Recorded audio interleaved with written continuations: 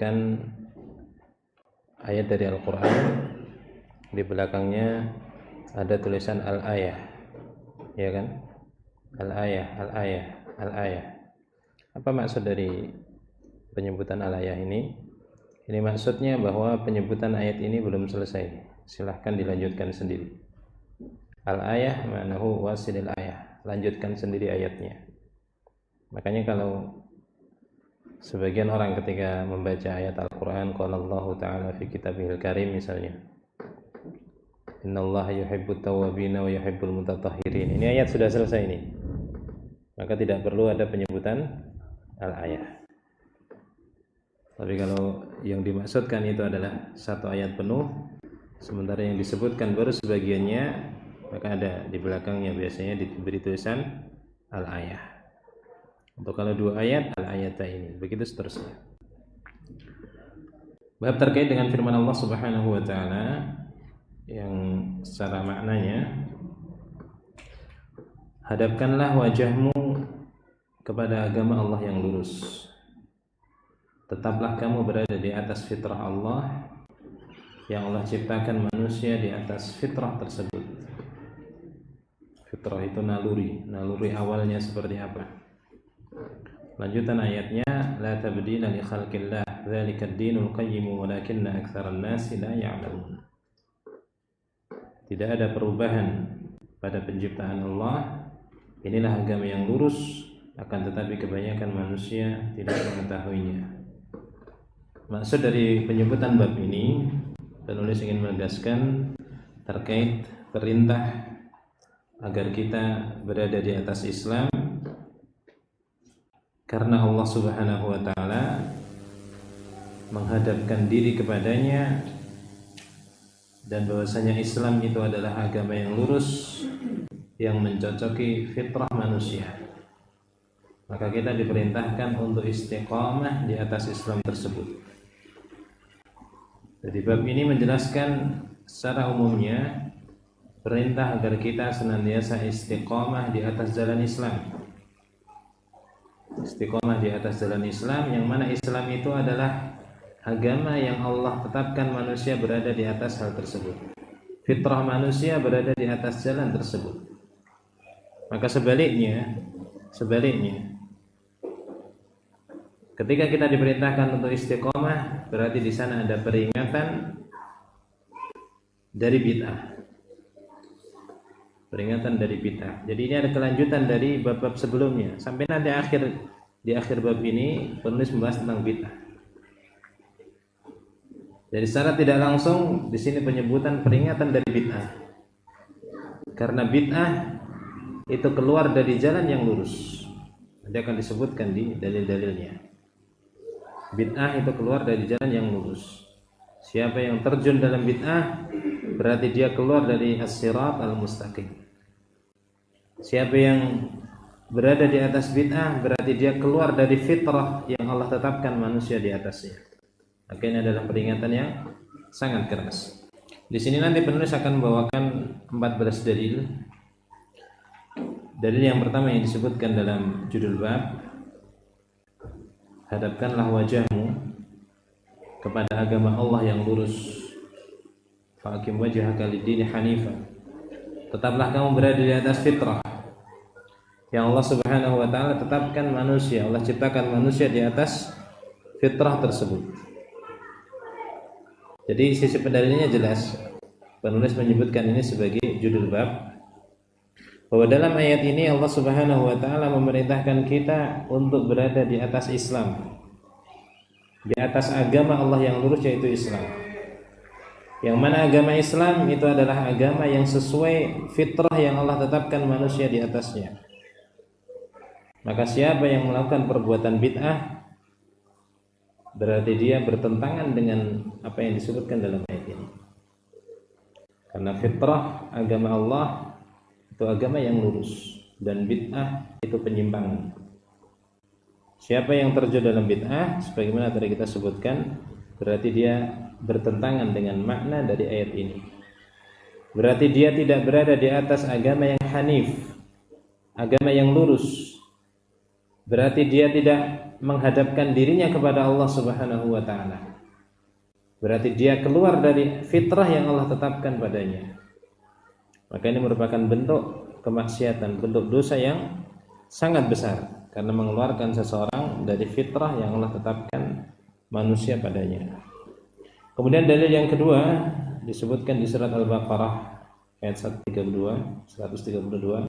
Wassa biha Ibrahim banihi wa Yaqub ya baniya innallaha astafa lakumuddin fala tamutunna illa wa antum muslimun. Ibrahim dan juga Yakub berwasiat kepada anak-anaknya dengan hal tersebut. Ini ayat sebelumnya sudah kita baca di pertemuan sebelumnya. Wa may yarghabu 'an millati Ibrahim illa man safiha nafsahu wa laqad istafainahu fid dunya wa innahu bil akhirati laminas salihin. Idh qala lahu rabbuhu aslim qala aslamtu li rabbil alamin. Kemudian ayat ini wassa biha. Ibrahim berwasiat dengan hal tersebut. Dengan ayat yang disebutkan sebelumnya. Siapa yang membenci agamanya Ibrahim, tidaklah ada orang yang membenci ajarannya Ibrahim kecuali orang yang memperbodoh dirinya sendiri. Sesungguhnya kami telah memilihnya Ibrahim tersebut ketika di dunia, dan di akhirat dia termasuk golongan orang-orang yang saleh. Bagaimana sifat dari Ibrahim? Ketika Tuhannya berkata kepadanya, Islamlah kamu. Dan makna Islam adalah berserah diri. Qala aslamtu li rabbil alamin. Ibrahim pun mengatakan, aku Islam, aku menyerahkan diriku kepada Rabbul Alamin. Kemudian disebutkan dalam ayat ini, Ibrahim dan juga Yakub berpesan kepada anak-anaknya agar berislam kepada Allah Subhanahu wa taala, menyerahkan dirinya kepada Allah Subhanahu wa taala.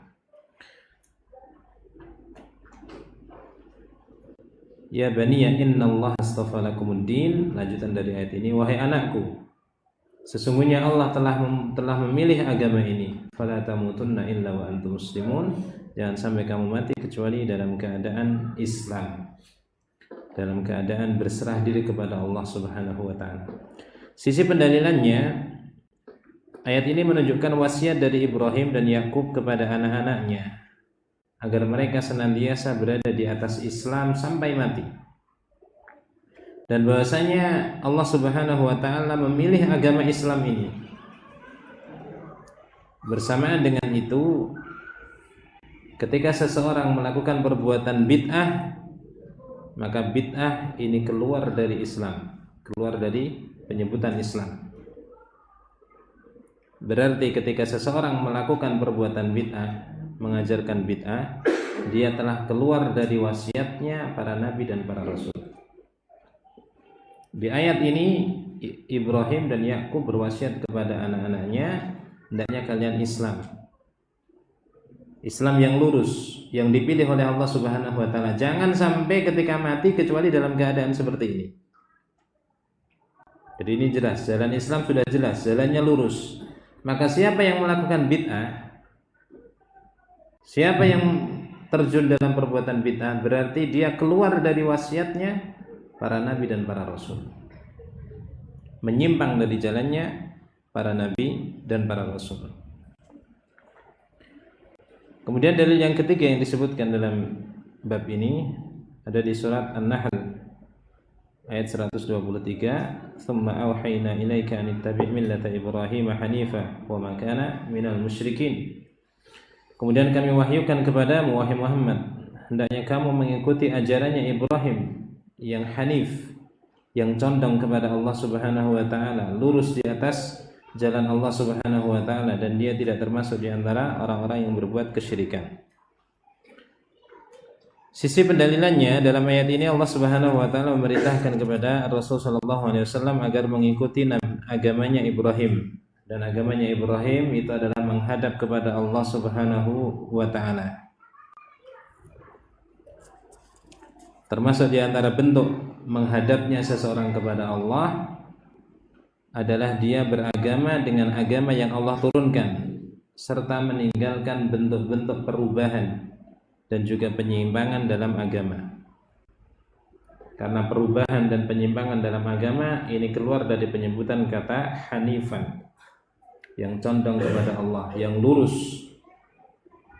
Allah perintahkan Nabi Muhammad, kamu ikuti agamanya Ibrahim yang hanif, yang lurus, yang condong kepada Allah. Sementara kalau orang melakukan perbuatan bid'ah, ini keluar dari kelurusan tersebut, keluar dari jalan yang lurus tersebut. Orang-orang yang dikatakan mengikuti jalan yang lurus adalah siapa saja yang beragama dengan agama yang Allah syariatkan. Ini sisi pendalilan dari ayat ini. Baik, lanjutkan. Wa ani bani Mas'udin radhiyallahu anhu anna Rasulullah sallallahu alaihi wasallam qala inna likulli nabiyyin wulatan minan nabiyyina wa inna waliyyi minhum abi Ibrahim wa khalilu rabbi thumma qara'a inna awlan nasi bi Ibrahim alladhina ittaba'u wa hadan nabiyyu walladhina amanu wallahu waliyul mu'minin rawahu Tirmidzi. Baik. Dalil yang keempat yang disebutkan di sini hadis riwayat At-Tirmidzi dari Ibnu Mas'ud. Ada sisi kelemahan dari hadis ini. Bersamaan dengan itu makna dari hadis ini adalah makna yang benar. Bahwasanya Rasulullah sallallahu alaihi wasallam bersabda, sesungguhnya setiap nabi itu punya kekasih, orang yang dicintai dari kalangan nabi-nabi yang lainnya. Dan sesungguhnya kekasihku, maksudnya orang yang dicintai oleh Nabi sallallahu alaihi wasallam dari kalangan para nabi tersebut, di antara mereka, di antara para nabi adalah bapakku Ibrahim. Wa khalilu rabbi, yang dia ini adalah khalil, kekasih dekat dari Rabbku, dari Allah Subhanahu wa taala. Kata khalil itu tingkatan kecintaan yang paling tingginya. Ibrahim adalah manusia yang sangat dicintai oleh Allah Subhanahu wa taala. Kemudian beliau sallallahu alaihi wasallam membaca di surat Ali Imran ayat 68. Sesungguhnya manusia yang paling dekat dengan Ibrahim, yang paling pantas dianggap dekat dengan Ibrahim adalah orang-orang yang mengikutinya dan nabi ini, yaitu Nabi Muhammad, serta orang-orang yang beriman, dan Allah Subhanahu wa taala itu adalah penolongnya orang-orang mukmin. Ayat ini ada keterkaitannya dengan ayat-ayat sebelumnya yang mana disebutkan orang-orang Yahudi itu mengatakan Ibrahim itu dari kalangan Nasrani, dari kalangan Yahudi. Kemudian orang-orang Nasrani mengatakan Ibrahim itu adalah orang Nasrani. Maka Ibrahim Yahudiyya wala Nasraniyya walakin kana hanifan muslima wa ma kana minal musyrikin. Ibrahim itu bukan Yahudi, Ibrahim bukan Nasrani. Ibrahim itu adalah orang yang muslim, orang yang hanif, orang yang lurus, condong kepada Allah, dan dia tidak termasuk di antara orang-orang musyrik. Kemudian disebutkanlah ayat ini, inna awlan nasi bi Ibrahim. Yang lebih pantas dekat dengan Ibrahim di antara manusia-manusia yang ada itu adalah orang-orang yang mengikutinya. Sementara kalian orang-orang Yahudi, orang-orang Nasrani, kalian tidak mengikutinya. Wa hadan nabi, begitu juga nabi ini. Rasul sallallahu alaihi wasallam ada kedekatan dari sisi nasab dan ada kedekatan dari sisi keistiqomahannya di atas kebenaran. Walladzina amanu, dan juga orang-orang yang beriman. Wallahu waliyul mu'minin, dan Allah itu adalah walinya, penolongnya orang-orang yang beriman. Baik, sisi pendalilannya hadis ayat ini menunjukkan, atau hadis dan ayat ini menunjukkan bahwasanya manusia yang paling dekat, dianggap paling dekat dengan Nabi Ibrahim adalah siapa yang mengikutinya, bukan sekedar siapa yang mengklaim dirinya dekat. Dan siapa yang mengikuti Ibrahim, ajarannya Nabi Ibrahim itu sebagaimana disebutkan di ayat di dalil sebelumnya, anittabi millata Ibrahim hanifa. Agamanya Ibrahim, ajarannya Ibrahim itulah adalah ajaran yang mengajak manusia untuk tunduk, berserah diri menghadap Allah Subhanahu wa taala. Ini agama yang lurus. Sementara bid'ah itu keluar dari jalan yang lurus. Sama dengan ayat-ayat sebelumnya. Maka siapa yang melakukan perbuatan bid'ah, siapa yang membuat perbuatan bid'ah, berarti dia telah keluar dari penyebutan inna aulan nas dan seterusnya. Sesungguhnya orang yang dekat dengan Ibrahim.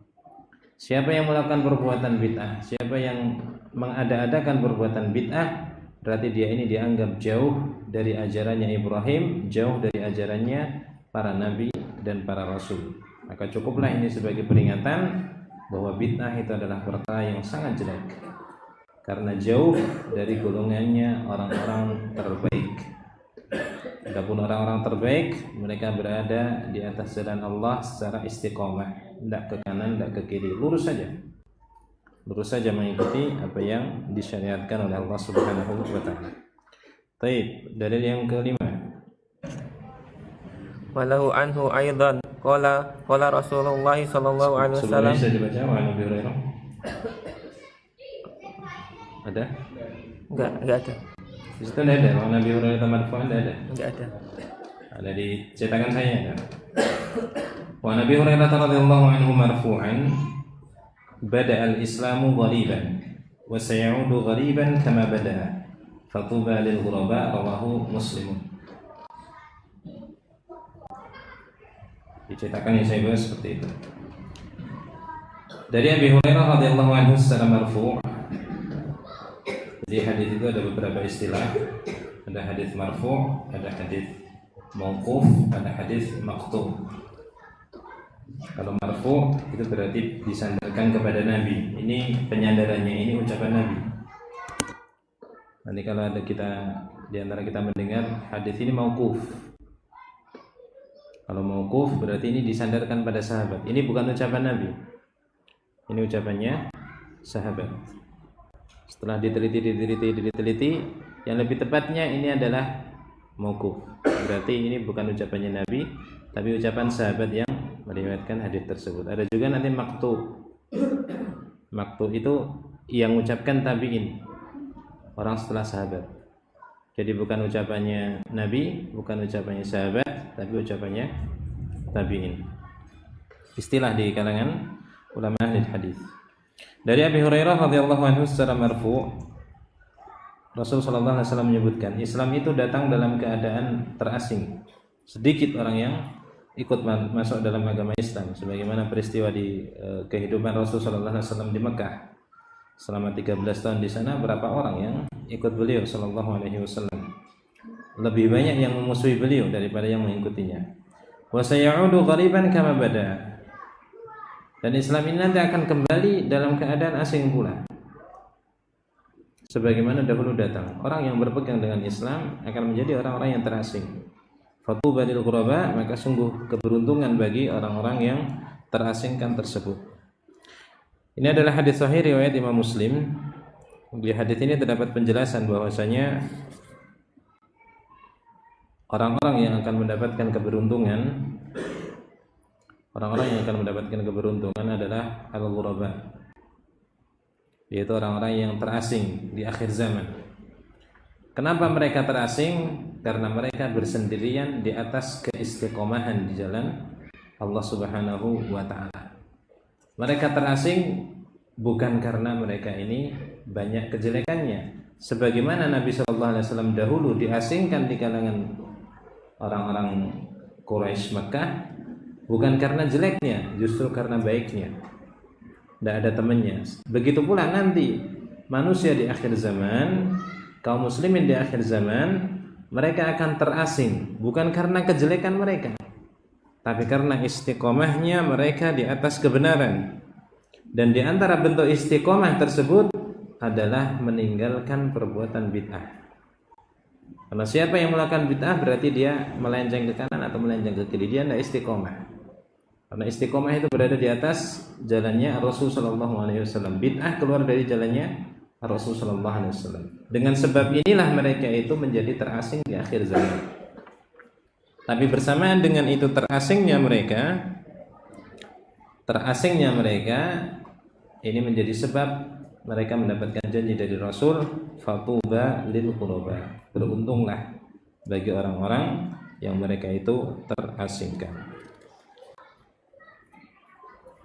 Baik, silakan dilanjutkan.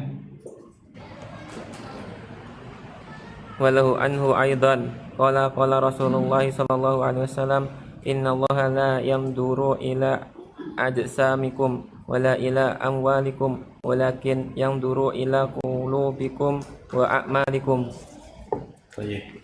Hadis selanjutnya diriwayatkan dari Abi Hurairah radhiyallahu anhu juga, Rasulullah sallallahu alaihi wasallam bersabda, sesungguhnya Allah itu tidak memandang kalian itu dari jasadnya, dari badannya, tidak pula dari hartanya. Akan tapi Allah Subhanahu wa taala memandang kalian itu dari hati-hati kalian dan amalan-amalan kalian. Ini termasuk di antara kedalaman pemahaman dari Syekh Muhammad Ibn Abdul Wahhab rahimahullahu taala. Beliau membawakan hadis ini pada pembahasan bid'ah. Beliau membawakan hadis ini pada pembahasan bid'ah. Allah tidak melihat rupa-rupa kalian atau harta kalian, tapi Allah maksud tidak melihat di sini tidak mempertimbangkan. Yang dipertimbangkan dari kalian itu bukan masalah jasadnya, bukan masalah hartanya, tapi yang Allah lihat kedudukan manusia di sisi Allah itu adalah berdasarkan amalannya dan juga hatinya, hati dan juga amalannya. Hadis ini dibawakan pada pembahasan seputar bid'ah. Pada pembahasan seputar bid'ah. Ini menunjukkan bagaimana dalamnya pemahaman dari Syekh rahimahullah ta'ala. Mungkin banyak di antara kita yang sulit untuk mempertemukan apa hubungannya dengan hadis ini dengan bid'ah. Apa hubungannya hadis ini dengan bid'ah? Kalau kita baca di surat ayyukum ahsanu amal, itu surat apa itu? Tabarak ya. Alladzi khalaqal mauta wal hayata liyabluwakum ayyukum ahsanu amala. Allah Subhanahu wa taala yang menciptakan kematian dan kehidupan. Untuk apa? Untuk menguji kalian siapa yang paling bagus amalannya. Sebagian ulama menafsirkan yang paling bagus amalnya tersebut adalah aswabuha wa akhlasuha. Mana yang paling mencocoki tuntunan Nabi dan mana yang paling ikhlas. Ikhlas itu letaknya di mana? Hati. Kemudian kecocokan amalan itu letaknya di mana? Anggota badan kita. Maka hadis ini mencocoki. Yang dilihat oleh Allah Subhanahu wa taala adalah hati kalian. Hati kalian ikhlas enggak? Dan juga amalan kalian cocok enggak dengan tuntunan Rasul sallallahu alaihi wasallam. Maka ini yang menjadi perkara yang dilihat oleh Allah Subhanahu wa taala dari seorang hamba, bagaimana dia menghiasi hatinya dan juga amalannya. Dan perhiasan hati dan amalan, perhiasan hati adalah dengan ikhlas, dengan tauhid, dan perhiasan amalan dengan mencocoki sunnah. Kapan keluar dari dua hal ini, berarti amalan kita tidak dianggap. Meskipun ikhlas tapi tidak mencocoki sunnah, berarti tidak disebut sebagai amalan. Atau sebaliknya, dia itu amalannya mencocoki sunnah tapi tidak ikhlas, juga tidak disebut sebagai amalan. Maka di antara bentuk kesempurnaan seorang hamba menghiasi hatinya dan amalannya adalah dengan tauhid dan mengikuti ittiba ar-Rasul sallallahu alaihi wasallam. Sementara bid'ah itu jauh dari dua hal ini. Mungkin ada keikhlasannya, tapi bid'ah itu jauh dari penyebutan mengikuti sunnah Rasul sallallahu alaihi wasallam. Ini sisi pendalilannya. Bahwa yang diperhitungkan dari kita adalah hati dan amalan. Hati harus ikhlas, amalannya harus mencocoki tuntunan Rasul sallallahu alaihi wasallam. Kalau bid'ah jauh dari kecocokan terhadap tuntunan Rasul sallallahu alaihi wasallam. Baik, lanjut. Walahuma an ibni Mas'udin radhiyallahu anhu qala Rasulullah sallallahu alaihi wasallam ana faradukum 'alal haudi wa la yurfa'anna ilayya rijalun min ummati hatta idza ahwaytul unawilahum ikhtuliju duni wa aqulu ayya rabbi ashabi faqulu innaka fayuqalu innaka la tadri ma ahdatsu ba'daka. Baik. Walahuma, dan dalam riwayat Al-Bukhari dan Muslim disebutkan dari Ibnu Mas'ud radhiyallahu anhu,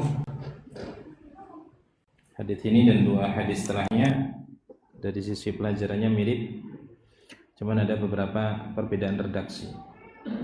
Rasul sallallahu alaihi wasallam menyebutkan, aku mendahului kalian di telaga, maksudnya telaga Nabi di hari kiamat, yang mana lebarnya sejauh perjalanan 1 bulan, panjangnya juga sejauh itu.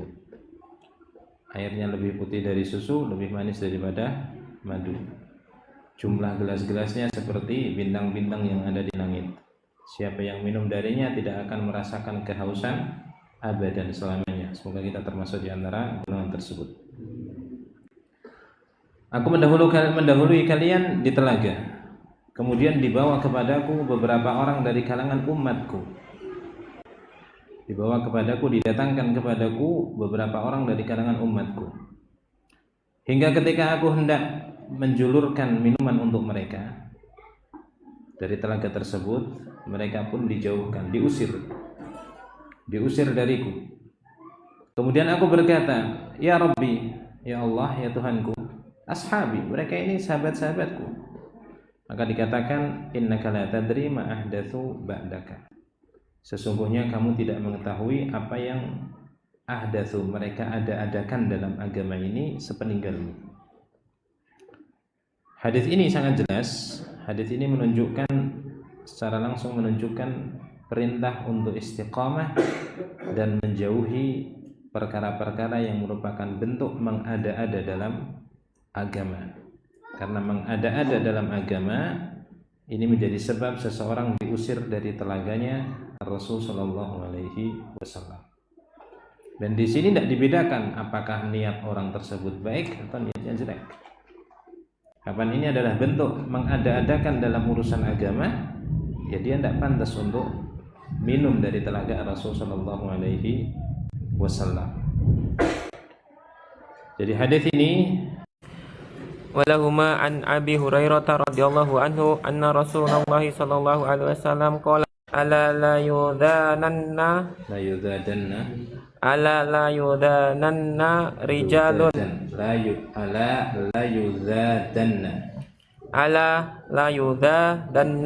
rijalun yaumal qiyamati an hauti kama yudadul ba'iru dallu unadihim ala haluma fayuqalu innahum qad baddalu ba'daka fa aqulu suhqan. Baik.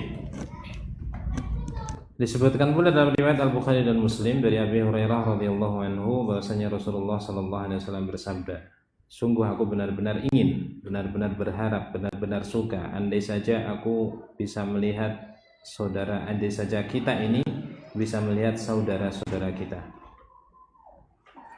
Para sahabat bertanya, bukankah kami ini adalah saudaramu wahai Rasulullah? Rasul punya harapan, punya keinginan, andai saja sudah bisa melihat saudara-saudaranya. Kemudian sahabat heran, bukankah kami ini adalah saudaramu ya Rasulullah? Nabi mengatakan, antum ashabi, kalian itu adalah sahabat-sahabatku. Adapun saudara-saudaraku atau saudara-saudara kita itu adalah orang-orang yang saat ini belum ada, belum dilahirkan. Mereka tidak berjumpa dengan Rasul sallallahu alaihi wasallam, tapi Rasul pengen bertemu dengan mereka. Ini keinginan dari Rasul sallallahu alaihi wasallam, pengen sekali bertemu dengan umatnya yang pada waktu itu belum ada. Maka ini menunjukkan bagaimana besarnya kecintaan beliau sallallahu alaihi wasallam kepada umatnya. Kemudian para sahabat bertanya, bagaimana Anda bisa tahu orang-orang yang saat ini belum ada? Bagaimana Anda bisa mengenali mereka? Beliau bersabda, bagaimana pendapat kalian seandainya seseorang itu dia punya kuda ghurrun muhajjalah. Ghurrun muhajjalah itu yang bagian wajahnya itu putih, kemudian bagian tangan-tangan dan kaki-kakinya itu juga putih. Jadi ada kuda hitam, bagian mukanya itu putih, bagian tangannya, kaki depan, kaki belakang itu putih. Kalau seandainya ada orang punya kuda sejenis ini, kudanya ini berada di antara kuda-kuda yang banyak yang rupanya hitam. hitam pekat. Apakah dia bisa mengenali kudanya tersebut? Punya kuda hitam, tapi di bagian wajahnya ada putihnya, bagian kakinya ada putihnya. Berada di sekelompok kuda yang hitam semuanya. Kira-kira dia bisa tidak mengenali kudanya yang mana? Para sahabat mengatakan, tentu ya Rasulullah. Maka beliau bersabda, sesungguhnya mereka, umatku yang saat ini belum ada, mereka nanti akan datang di hari kiamat dalam keadaan wajah mereka bercerah, tangan mereka cerah, kaki mereka cerah, disebabkan karena wudhu mereka. Sebagai balasan dari wudhu mereka, wajahnya dicuci, tangannya dicuci, kakinya dicuci. Aku mendahului mereka di haud, di telaga. Ketahuilah, akan ada nanti sekelompok manusia yang mereka ini dihalangi. Di hari kiamat mendatangi telagaku, sebagaimana dihalanginya unta yang tersesat dari sekelompok unta. Ini bukan untaku ini, jangan ikut. Kalau ada orang penggembala, tiba-tiba ada unta lain pengen ikut ke situ, diusir karena bukan golongan darinya. Aku panggil mereka, ala halumma, kesini kalian. Kemudian dikatakan, sesungguhnya mereka ini telah mengubah agamamu sepeninggalmu. Maka aku katakan, suhqan, sungguh sangat jauh. Hadis ini ada kemiripan dengan hadis sebelumnya, bahwasanya akibat buruk dari perbuatan bid'ah ini seseorang akan diusir dari telaga Rasul sallallahu alaihi wasallam. Akibat buruk dari siapa saja yang mengubah ajaran Rasul akan diusir dari telaganya dan tidak dianggap sebagai umatnya yang berada di atas jalan yang lurus. Meskipun di sini masih ada penyebutan ummati, umatku, rijalun min ummati di hadis sebelumnya, sekelompok laki-laki dari kalangan umatku. Tapi bersamaan dengan itu mereka diharamkan mendatangi telaga Rasul sallallahu alaihi wasallam sebagai hukuman bagi mereka. Baik, selanjutnya wali Bukhari bainama ana qaimun ida zumratun hatta ida araftuhum wa arafuni kharaja rajulun baini wa bainahum faqala halumma faqultu ila aina qala ilan nari wallahi qultu ma sya'tuhum qala innahu murtaddu ba'daka ala adbarihimul qahqara thumma idza zumratun fadaqara mithlahu qala fala urahu yakhlusu minhum illa mithlu hamalin na'ami. Baik, ini juga semisal dengan hadis sebelumnya diriwayatkan dalam riwayat Al-Bukhari. Ketika aku berdiri di telaga, kata Nabi sallallahu alaihi wasallam, ternyata ada sekelompok orang. Sehingga ketika aku sudah mengenali mereka, ini adalah umat beliau dan mereka pun mengenaliku. Datanglah seseorang antara aku dan mereka. Kemudian orang ini mengatakan, "Ayo kemari," mengajak orang-orang sekelompok manusia tadi. Aku tanya kepada orang ini, mau diajak kemana? Qala ilan nari wallah. Mereka ini mau diajak ke neraka demi Allah. Kemudian aku bertanya lagi, memangnya keadaan mereka seperti apa? Memangnya kenapa mereka diajak ke neraka? Padahal Nabi tahunya mereka ini adalah orang dari kalangan umatnya. Ini juga menunjukkan pula bahwasanya Rasul sallallahu alaihi wasallam itu tidak diberi pengetahuan oleh Allah Subhanahu wa taala terhadap kehidupan manusia sepeninggal beliau. Makanya Nabi tanya pada orang tadi, ini kenapa? Nabi bertanya kepada orang yang diusir dari telaga, bukankah mereka ini adalah umatku? Andai saja Nabi tahu apa yang kita lakukan, tentu Nabi tidak perlu bertanya. Oh, kalian berbuat jelek, sudah, kalian tidak boleh. Tapi Nabi tidak tahu sepeninggal beliau sallallahu alaihi wasallam. Ini bantahan bagi sebagian orang yang menganggap bahwasanya Nabi sallallahu alaihi wasallam itu tahu amalan-amalan yang dilakukan oleh umatnya. Qala innahu murtaddu ba'daka. Sungguhnya mereka ini kembali ke belakang, balik ke belakang, murtad ke belakang sepeninggalmu, mereka mundur lagi. Kemudian di akhir hadis di situ disebutkan, aku tidak melihat dari mereka yang selamat kecuali seperti unta yang dia itu ditelantarkan oleh pemiliknya, kecuali sedikit saja. Dari orang-orang tersebut yang ikut di rombongan tersebut, tidak ada dari mereka yang selamat dimasukkan ke dalam neraka kecuali hanya sedikit saja. Baik, hadis ini menunjukkan sebagaimana hadis sebelumnya, di antara bahaya yang sangat jelek dari perbuatan bid'ah menjadi sebab seseorang tersebut tidak diakui sebagai umat Rasul yang istiqomah di atas jalannya. Baik, lanjut. Panjang ya tadi. Walahuma anhu marfu'an ma min mauludin yuladu illa 'alal fitrati fa abawahu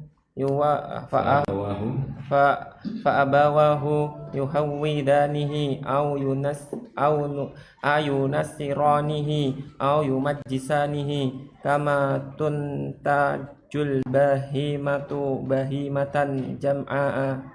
Hal tuhissuna fiha min jad'a hatta takunu antum tajda'unaha. Thumma qara'a Abu Hurairah radhiyallahu anhu fitratallahi allati fataran nasa 'alaiha. Al-ayata muttafaqun alaihi. Baik, diceritakan saya ada satu hadis lagi sebelumnya. Walahuma fi hadits Ibnu Abbas radhiyallahu anhuma fa aqulu kama qala al-'abdu salih wa kuntu 'alaihim shahidan ma dumtu fihim falamma tawaffaitani kunta anta ar-raqib 'alaihim.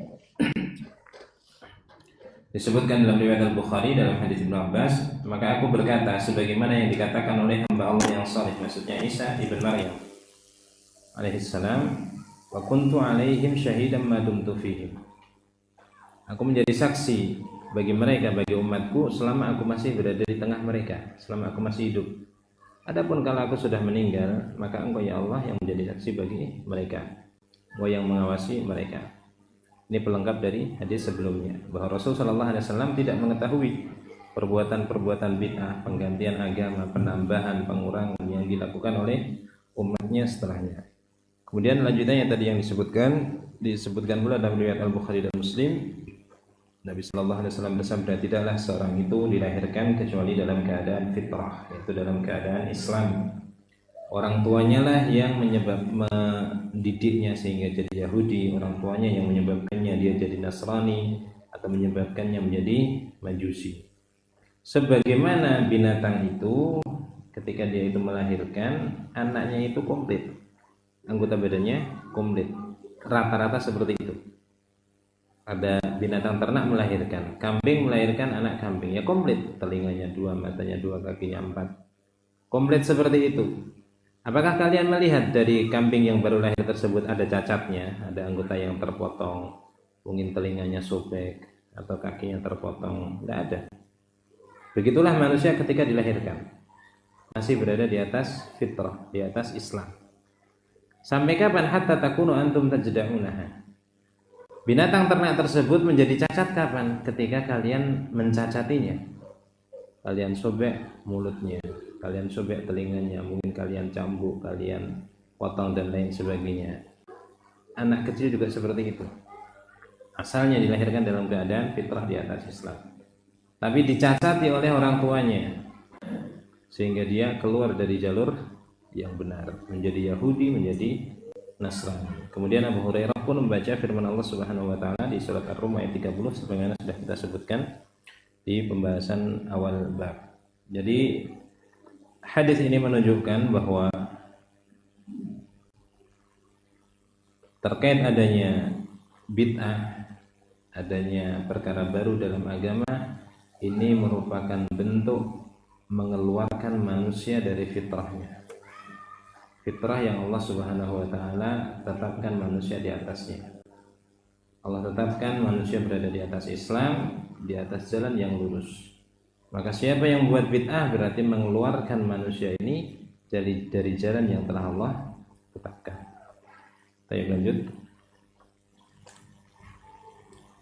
Wa an Hudzaifah radhiyallahu anhu qala kana an-nasu yas'aluna Rasulullah sallallahu alaihi wasallam 'anil khairi wa ana as'aluhu 'anil syarri makhafata ay yudrikani faqultu ya Rasulullah inna kunna fi jahiliyatin wa sarrin faja'alallahu bihadzal khairi wa hal ba'da hadzal khairi min syarrin qala na'am.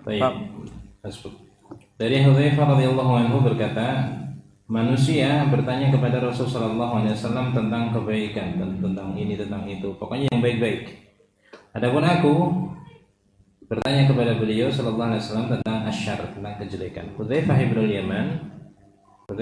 Yaman itu dikenal sebagai sahabat yang menjaga rahasia-rahasia Rasulullah. Beliau diceritakan terkait kejadian-kejadian sepeninggal Rasulullah SAW apa yang akan terjadi yang tidak diceritakan kepada selainnya. Maka hadis-hadis terkait kejadian-kejadian akhir zaman itu banyak diriwayatkan dari Hudzaifah. Hudzaifah pernah bertanya kepada Nabi terkait dengan adanya kejelekan-kejelekan. Karena aku khawatir aku mendapati hal tersebut atau kejelekan tersebut menimpa aku. Aku bertanya, wahai Rasulullah, dahulu kami berada di jahiliyah dan kejelekan. Allah pun mendatangkan kepada kami kebaikan ini. Allah datangkan Islam kepada mereka. Dulu di jahiliyah, kemudian Allah datangkan Islam. Apakah setelah kebaikan ini nanti akan datang kejelekan lagi?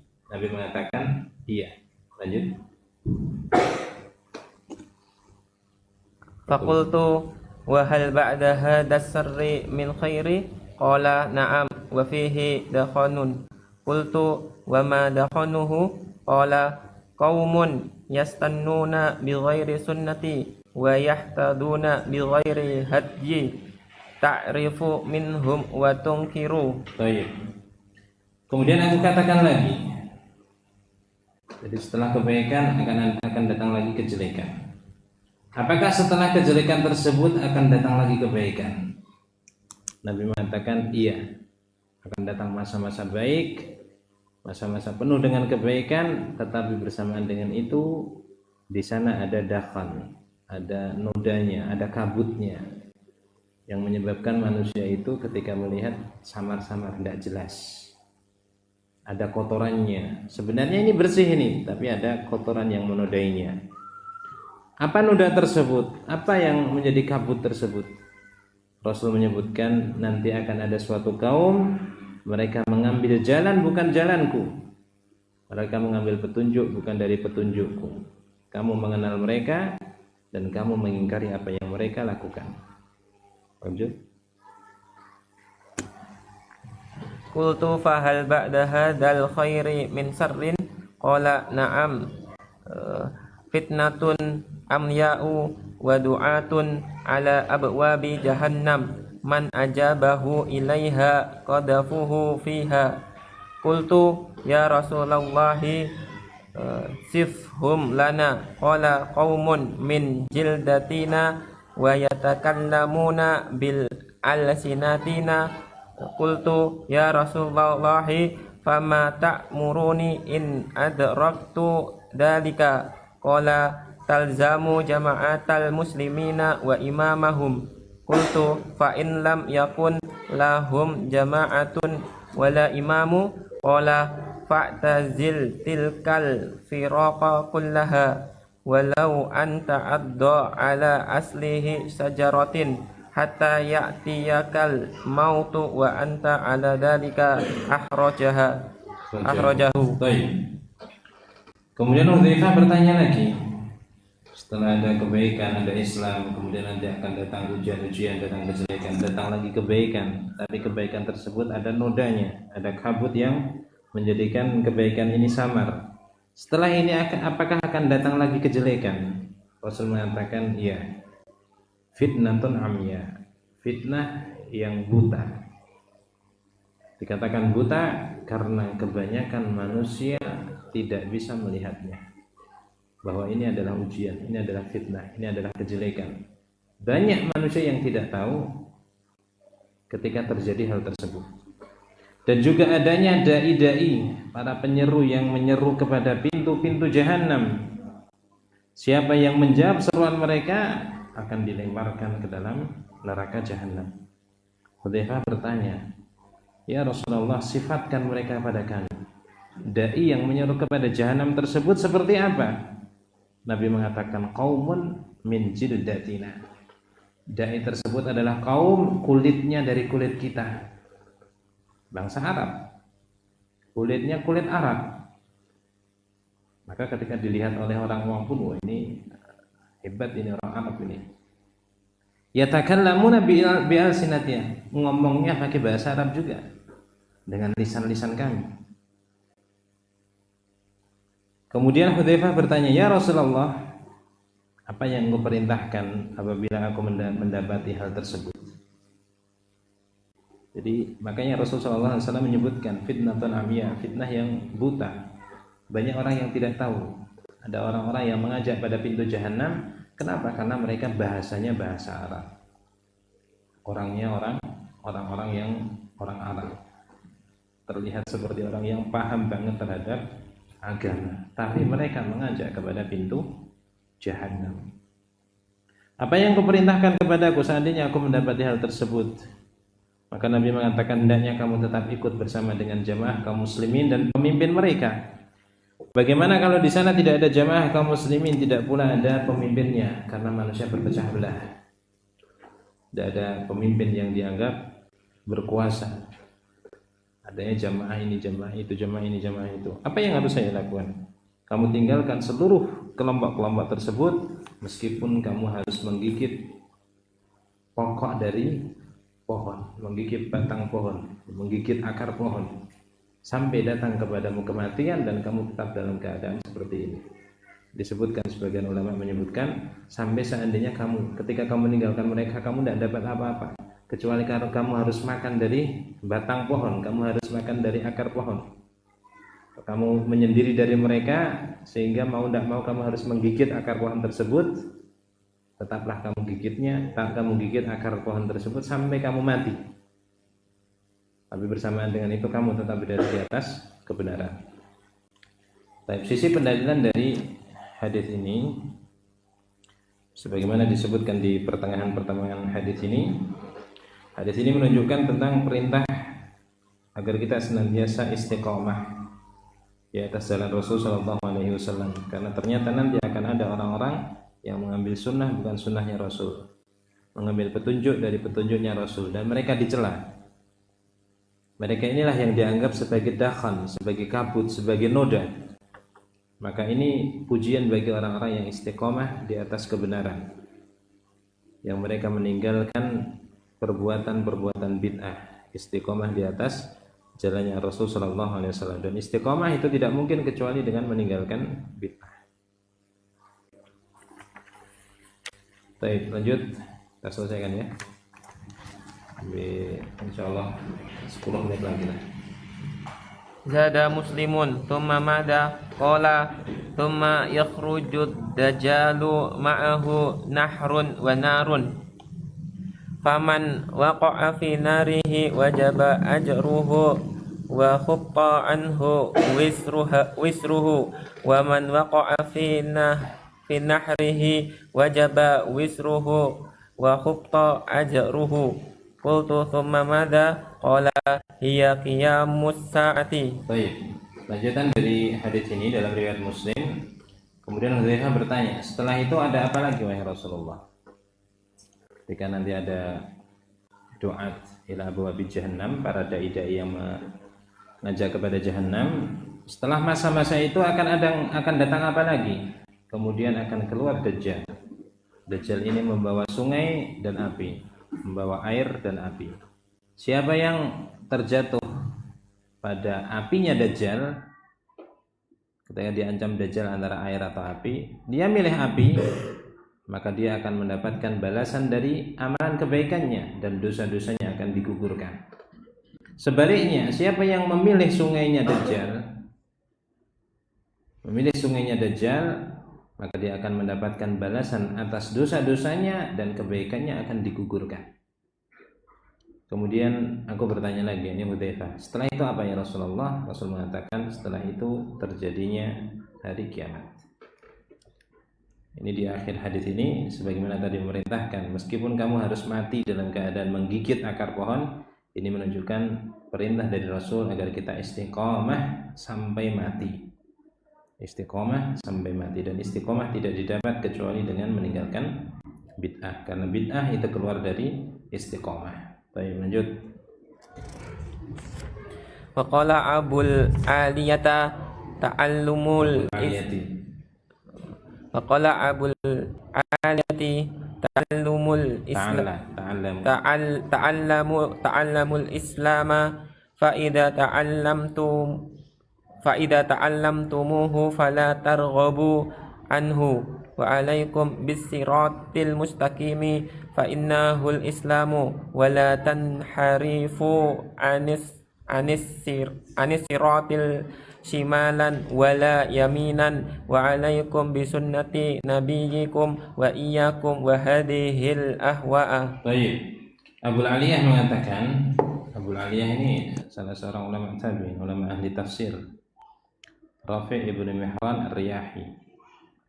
Rafi' bin Mihran Ar-Riyahi, dia ini mengambil ilmu dari banyak, dari kalangan para sahabat, dari Umar ibn Khattab, Ali ibn Abi Talib, Ubay ibn Ka'ab, Abu Dzar, Ibnu Mas'ud, Aisyah, Abu Musa al-Asy'ari, kemudian Abu Ayyub al-Ansari, Ibnu Abbas, dan juga Zaid ibn Thabit, sebagaimana disebutkan oleh Az-Zahabi dalam Syiar Al-A'lam An-Nubala.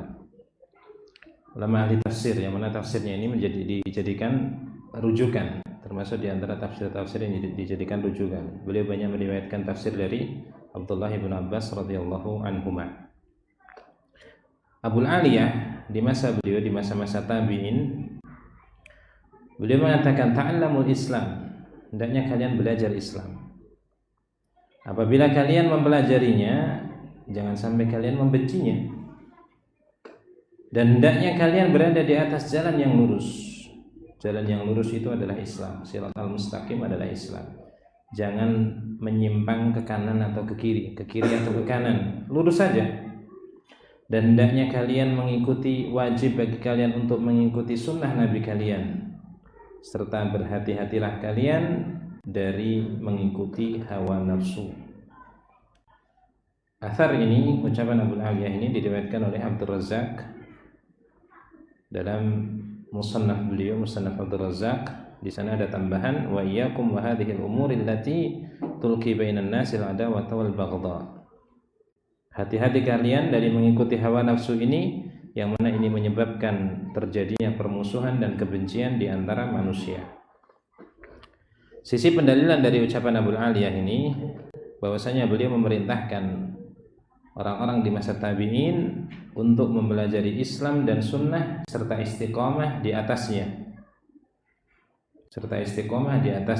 Dan beliau memperingatkan dari mengikuti hawa nafsu, yaitu bid'ah.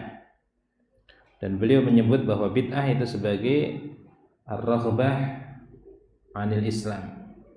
Bid'ah itu meskipun yang melakukan berkeinginan baik, tapi dianggap membenci Islam. Kenapa? Karena ini merupakan sebab adanya perpecahan dan juga kebencian di tengah kaum muslimin. Sebagaimana sudah kita singgung kemarin, yang menjadi sebab perpecahan itu adalah bid'ah. Baik, lanjut. Ta'ammal kalama abil aliyati hada ma ajallahu wa'rif zamanatul ladhi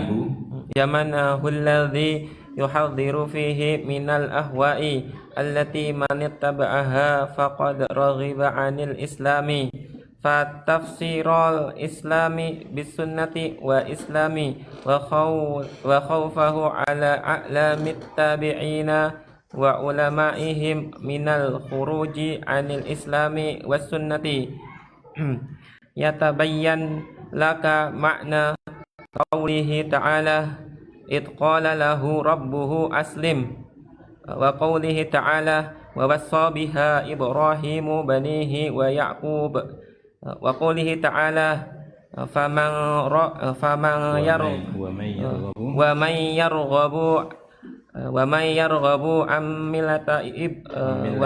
yarghabu an millati Ibrahim illa man safiha nafsah wa asbahi hadhil usulil kibari allati hiya aslul usuli wan nasu. Maka perhatikan ucapan dari Abul Aliyah ketika beliau memberikan nasihat kepada para orang-orang senior dari kalangan tabi'in, murid-murid beliau. Perhatikan ucapan dari Abu Aliyah ini, betapa bagusnya. Serta ketahuilah masa ketika beliau memperingatkan manusia dari mengikuti hawa nafsu. Ini masa tabi'in, masa-masa tabi'in, di mana sahabat masih banyak, orang-orang soleh, para ulamanya masih banyak. Bersamaan dengan itu Abu Aliyah memperingatkan mereka dari hal tersebut, yang mana siapa yang mengikuti hawa nafsu tersebut, dia dianggap membenci Islam. Serta bagaimana beliau menafsirkan Islam itu dengan sunnah, mengikuti Rasul itulah Islam.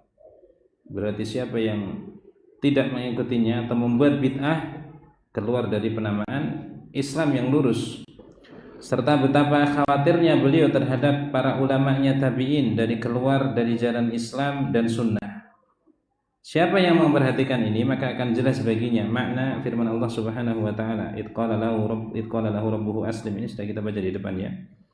Ketika Allah berfirman kepadanya, kepada Ibrahim, "Dan kamu Islam, istiqomah di atas Islam."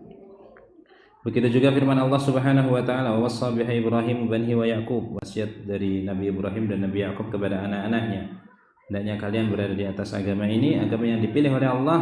Jangan mati kecuali dalam keadaan Islam, istiqomah. Jangan melenceng ke kanan, jangan melenceng ke kiri. Dan juga firman Allah Subhanahu wa taala, "Wa may yarghabu an millati Ibrahim illa man safiya nafsah." Tidak ada yang membenci agamanya Ibrahim kecuali orang yang membodohi dirinya sendiri.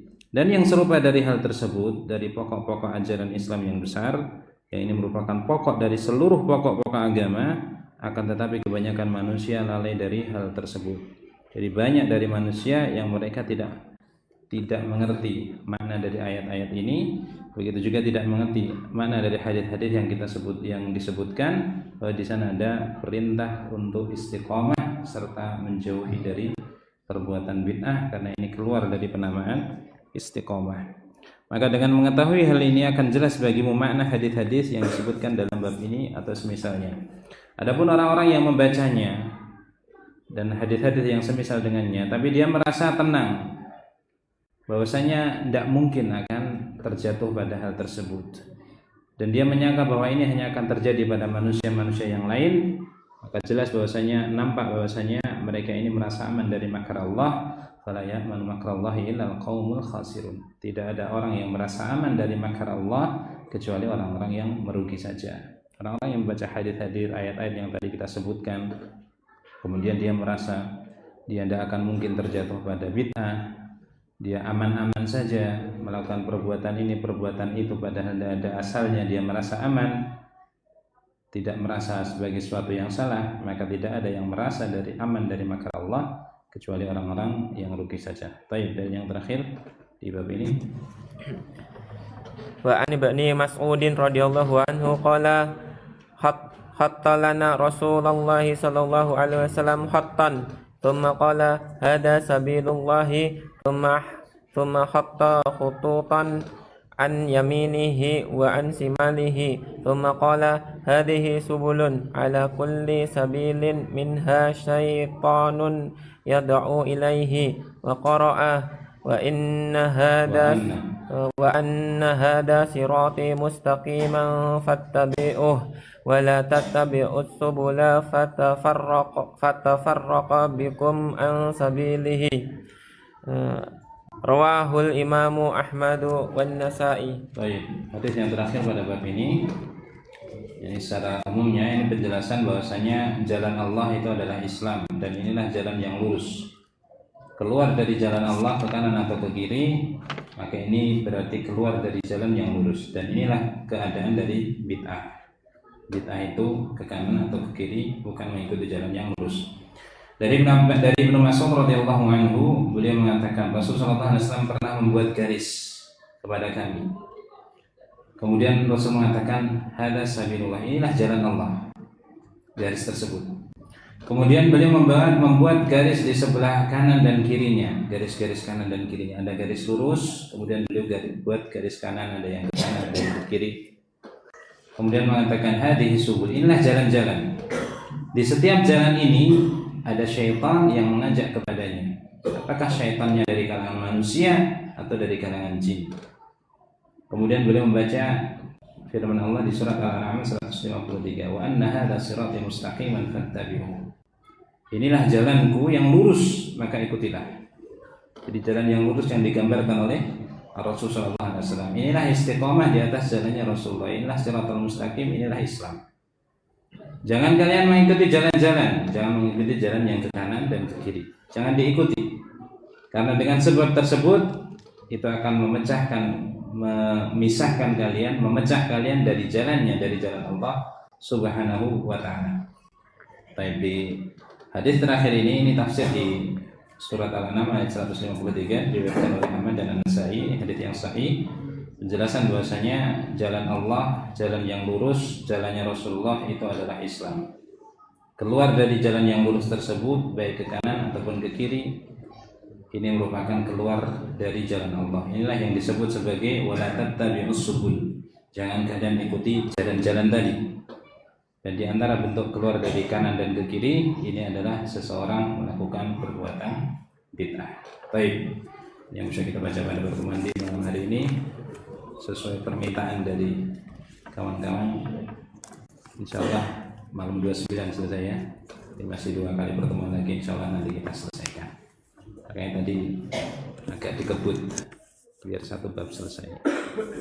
Baik, masih ada beberapa bab yang lainnya dan masih ada keterkaitannya dengan permasalahan bid'ah juga. Insyaallah kita lanjut di pertemuan yang akan datang. Demikian dari saya, wallahu taala a'lam bissawab. Sallallahu wasallam wa baraka ala nabiyina Muhammad wa ala alihi wa ashabihi ajma'in. Subhanakallahumma bihamdik asyhadu an la ilaha illa anta astaghfiruka wa atubu ilaik. Assalamualaikum warahmatullahi wabarakatuh.